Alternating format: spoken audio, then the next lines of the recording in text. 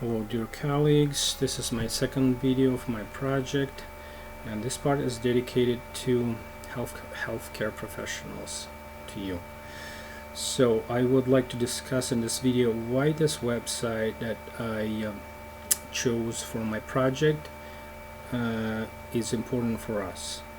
The website is created by National Institute of Mental Health, which is funded by a federal government, and federal government is highly responsible for information they present.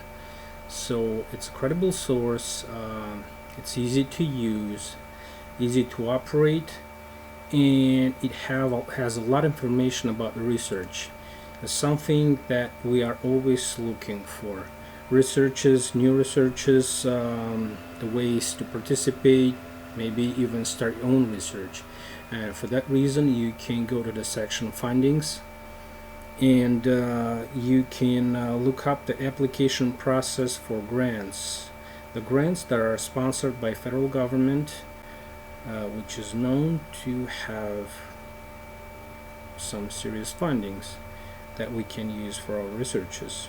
So, for instance, grant writing and approval process, so for review of the application process, writing your grant. So there's some tips, grant writing tips, so there's a guidance, so you won't be doing it blindly, just relying on luck. All about grants tutorials, peer review policies, practices. So this is basically walks you through the whole process and gives you all kind of tips. In my opinion, this is a great opportunity. I am thinking to using this option myself after I graduate from the program, and I'm thinking about doing some studies on effectiveness of some suicide prevention measures, for instance for veterans, and it sounds like a very interesting activity for our future career. It's going to be great. Okay, another section is mental health information. So if you are working in mental health, or even if you're in a medical field, but every patient, especially if they have a serious condition, have some kind of level of anxiety, you can look up information how to help them with that anxiety. So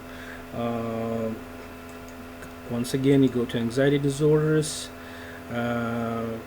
you look up the information, you look for signs and symptoms, you can assess the patient for those symptoms, you can even narrow it down to find out what specific, if the patient has a disorder or maybe just generalized anxiety. And also you can, if you decide that it needs medical therapy, you can suggest some kind of therapy with a primary doctor, or when you are a prescriber yourself, you can suggest some medication treatments.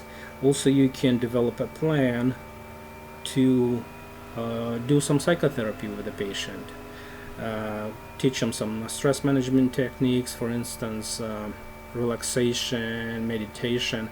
I did participate in some meditation relaxation classes. They're great, they're easy, and they're highly successful and effective. I was surprised actually. Also, well, contact information. You can always go on the website, talk with the people who work. Actually, the institute has a physical place. I believe it in Bethesda. Where is it? In Virginia. So there's actually a physical place, a building. The people are working there. So it's not just a website. You can always find live people who are working with this conditions, so you can always get more information. And you can use statistics for presentations if you need to create one. Those numbers are easy to find and are up to date. You can go to, if you have a blog on social media, you can always quickly go there by quick links. You can open the brochure and facts. For instance, if you want to make a quick printout for your patient, you can pick one. In Espanol, so it's in 2 languages. It's in English and Spanish. You can download PDF, and how many pages? 8 pages. Well, those are a little smaller, especially if you use double-sided option.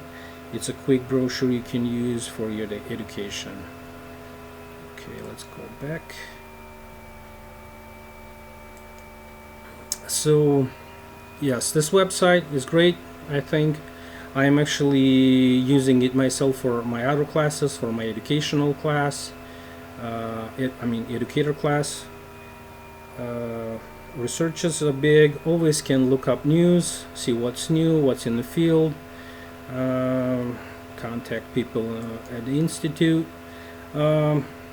So great resource. Use it, share it, and be successful in what you do.